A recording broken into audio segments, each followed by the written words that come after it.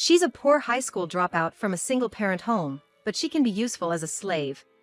At a dining table laden with delicious side dishes and fresh fish carpaccio, in front of his parents, Leon said with a laugh. I felt my ears burn with embarrassment at such a terrible introduction. There had been moments in our cohabitation when I questioned Leon's attitude. But I had overlooked them, thinking we might become husband and wife. But to be insulted like this in front of his parents was beyond belief. Before I could worry about what his parents thought, they suddenly burst into laughter. What's this, some kind of prank? I didn't know you could joke like that. They said, looking at Leon casually. What? Confused, Leon stared back at his parents. I swallowed hard, witnessing this interaction. My name is Julie Brown. And I'm 33 this year. I've hopped between various jobs, but currently, I'm working part-time at a restaurant. I wanted to work full-time, but since my mother, a single parent, fell ill a year ago, I've had to balance work with her care. Since I care for her after returning from work, these days are quite exhausting physically. But I'm determined to help the mother who raised me. Despite her insistence on going to a facility, I want to spend as much time as possible. Knowing how I feel, she thanks me every day with a smile. Both my restaurant job and caring for my mother are my passions. If I can be useful to someone, I'll gladly take on any challenge. My mother always taught me, be useful to others, and it will come back to you. This philosophy has ingrained in me, and I've dedicated myself to every job. Before I knew it, I was over 30 and starting to think about marriage. I wasn't initially desperate to get married, but recently my mom kept saying, I'm worried about you when I'm gone. I wanted to find someone nice soon to reassure her. The first thing that came to my mind was a dating app. It seemed popular lately, frequently mentioned in the news. Meeting someone through an app and getting married seems quite normal these days. I was nervous about signing up at first, but it turned out to be quite fun. I was surprised by the sheer number of messages I received daily. However, many seemed to be just for fun, and Leon was probably the first one who seemed seriously into marriage. I'm Leon Miller. Nice to meet you. I first met Leon face-to-face through the app at a certain cafe in New York City. Coincidentally, we lived in the same neighborhood, and he agreed to my suggestion to meet there. When I first met Leon, he struck me as a fine young man with handsome features. He was a year older than me, very friendly and likable. He's a lawyer. A catch by any standard. I wondered why such an eligible bachelor hadn't married yet. Excuse me, but have you ever considered marriage? Yes, but work always took precedence. This time I'm serious about finding a partner, someone sincere like you, Julie. Leon seemed skilled at flattering women. We hit it off talking about his career and our past relationships. Leon definitely seemed to be popular with women. Unlike me with few romantic experiences, Leon seemed to have been popular since his student days. There's something I need to tell you. What is it? I wanted to share my insecurities with someone I might date. I'm actually a high school dropout and currently working part-time in a restaurant due to caring for my mother. I've done various jobs, but if you're okay with someone like me, I'd be happy to keep talking like this. I had never told anyone about my educational background on a first meeting before. But I thought Leon would listen without mocking me. Leon nodded seriously upon hearing her confession. Is that so? You must have faced tough times. But now you're doing admirable work. There's nothing to worry about. Leon's words made me so happy that I was almost in tears. I felt immensely relieved and valued, realizing that Leon didn't mind my social status or education. Since that day, we met several times, and after 3 months, I took the initiative to confess my feelings to Leon. It was my first time and I was quite nervous. But Leon, to me, seemed like the ideal man. Not because of his profession as a lawyer, but his sincere demeanor in conversations. Seeing his serious expression when talking to me and realizing he treated me as an equal always made me happy. I expressed my feelings to Leon, and when he said, I love you too, Julie, I felt an immense joy. Furthermore, Leon was already thinking about marrying me, so we decided to date with marriage in mind. The future, spending time with Leon, who was now not just a boyfriend but a fiancé, seemed exciting. I now understood why my friends were always so eager to talk about their boyfriends, even when nobody asked. The joy of being with someone you love is irreplaceable. But at that time, I didn't know that. My relationship with Leon would take an unexpected turn. All right, I'm counting on you for cleaning, laundry, cooking, and taking out the trash. I'm busy working all day, you know. When Leon and I started dating, we decided to move in together quickly, considering our age. We chose an appropriate apartment in New York and agreed to split the rent. Honestly, I wished Leon, who earned much more than me, would contribute a bit more, but I felt it was hard to complain due to my situation. On the first day of us moving in together, I was stunned by his words. Cleaning, laundry, cooking, and taking out the trash. Does that mean I have to do all the housework? I need to take care of my mom at night. Of course, it's obvious. I'm an elite lawyer, and you're just a high school dropout doing part-time work, right? I'm busier and earn more, so it's only natural for you to handle the household. I was struck by a dull shock. To think that Leon, who had once praised me for being admirable despite being a high school dropout, was now belittling me and dumping all the housework on me. His attitude was 180 degrees different from when he had praised me during my confession. My mind was in turmoil. What's going on? Is this the real Leon? Is this some kind of prank? A whirlwind of doubts swirled in my mind, but if it were a joke or prank, it would be in extremely poor taste. That meant Leon's words were serious. No way, could it be? Was Leon this kind of person all along? Pretending to be solid and reliable to lure women in, only to cast them aside once he's got them. I've often heard that many men stop caring once they've caught the fish, but with Leon, it's beyond that. It's like throwing the fish on the ground and abandoning it. All right, I'm off to work.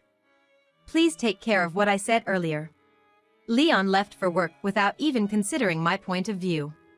I felt like I was plummeting from the pinnacle of happiness into the depths of despair, engulfed by a dark cloud of anxiety. Living with Leon wasn't just about being burdened with all the housework. He often went out for meals after work, claiming it was for business. And many times his company was other women. I knew this because he brazenly told me, "I'm going out for drinks with a girl tonight." His attitude seemed defiant, as if he had nothing to hide, but I wish he'd consider how it felt to be on the receiving end. Even if Leon loved me, treating me like a slave since moving in together made me doubt his feelings. Often, Leon wouldn't return until late at night after going out. Usually, I get home in the evening, drop my things off, and then head straight to my parents' house. Fortunately, it's just 2 stations away, but juggling a part-time job, all the housework, and caring for my parent, I was exhausted every day. Leon would occasionally leave for meals without a word, leaving the dinner I made to go to waste. And when he returned drunk, looking at the dinner I had prepared, he said, "What a waste of food! Why did you make this stuff? I thought you were coming home today." Huh? I haven't been coming home for days. Can't you figure that out? Do I have to spell everything out for you? This is what I expect from someone who only finished high school. Despite Leon's lack of communication, he berated me for being a middle school dropout. His words filled me with anger. The reason Leon had never been married must be because he's been deceiving women like this. That's who Leon really is. I was the one who got fooled. But I refuse to be his puppet any longer. How can I get back at Leon? 2 months into living with Leon, I was cleaning his room when I happened to notice his laptop screen open. The messaging app was left open, and a particular message caught my eye. It seemed Leon hadn't read it yet, but there were a lot of notifications. With trepidation, I opened the chat screen. "What's this?" I was shocked by the content of the conversation. Delving deeper into his messages, the more I discovered about Leon, the more I felt a chill run down my spine. I've stumbled upon something big. Alone in the room, trembling with shock and fear, I was glued to Leon's chat screen, taking pictures of it with my smartphone. The next day, Leon invited me to visit his parents' home. I wasn't in the mood, especially after what I had seen, but he had already told his parents we were coming. Feeling it would be rude to cancel now, I decided to go, thinking I would just say hello and then leave. I thought I was dating Leon as my fiancé, but my feelings were complicated. Wondering how to convey my current feelings to Leon and his parents, I headed to Leon's family home. Hello, nice to meet you. I'm Julie Brown. Leon always takes good care of me. As soon as I arrived at Leon's house, I greeted. When I saw the faces of Leon's parents, I was utterly surprised. Because their faces looked familiar. Julie Brown. Could it be? Leon's parents seemed about to say something, but Leon quickly exclaimed, "I'm starving," so we all sat down at the dining table for now. Hey, what are you doing? This isn't the time to be sitting. Hurry up and serve the meal. What? Leon glared at me as I sat down at the table. His parents were shocked. So was I. Coming to someone else's house and being told to prepare a meal, I didn't know what to do. Of course, if that had been the plan from the start, I would have been prepared, but being suddenly ordered by Leon, I was flustered. It's okay, we've ordered delivery. Leon's father kindly said, but Leon snorted. We shouldn't have bothered ordering this stuff. We could have just had her do it. At Leon's words, his parents seemed astonished. Eventually, the doorbell rang, and the delivery person brought some delicious food. It turns out it was ordered from well-known department store. As Leon's parents laid out the tasty dishes on the table, they said, "Let's eat." Leon then began to introduce me again. She's a poor high school dropout from a single-parent home, but she can be useful as a slave. At a dining table laden with delicious side dishes and fresh fish carpaccio, in front of his parents, Leon said with a laugh. I felt my ears burn with embarrassment at such a terrible introduction. There had been moments when I questioned Leon's attitude. But I had overlooked them, thinking we might become husband and wife. But to be insulted like this in front of his parents was beyond belief. Before I could worry about what his parents thought, they suddenly burst into laughter. What's this, some kind of prank? I didn't know you could joke like that. They said, looking at Leon casually. What? Confused, Leon stared back at his parents. I swallowed hard, witnessing this interaction. You enjoy saying things like that, watching how we react, don't you? What are you talking about? Don't play dumb. Eyes funny. You knew we knew Julie from before, and you set up this weird prank, right? What? Leon looked completely baffled. He clearly had no idea what his parents were talking about. Leon's parents seemed to realize that Leon's belittling words towards me were not a prank, but his true feelings, and their expressions turned stern instantly. You really don't know? You spoke about Julie as if she were a slave, not knowing the truth? What do you mean, I don't know? I always speak the truth, don't I? Needless to say, those words were the last straw. Leon's parents' faces grew even more severe, and they both glared at him. Julie's mother helped us a lot, you know. Back in Japan. Wait, in Japan, with Julie's mom. Leon looked at me, as if asking what was going on. It made sense he didn't know, as I had barely spoken about my past to him. I decided to tell everything about why I knew Leon's parents. You see, I moved to Japan during my high school days. I wanted to explore my potential and work abroad. Of course, my mother opposed it. She said it'd be better after college. But I knew our family was poor and that we couldn't afford my college education, so I went against my mom's wishes and moved to Japan. Leon's eyes widened in surprise as I suddenly talked about living in Japan during high school. My mom eventually agreed and came with me. I studied Japanese hard before moving, but it was still tough in Japan. However, Japan is more tolerant about educational backgrounds, and I managed to find a job. As I hopped between various jobs, I gradually became conversational in Japanese. My mom also learned Japanese on her own, and we lived comfortably. In Japan, working?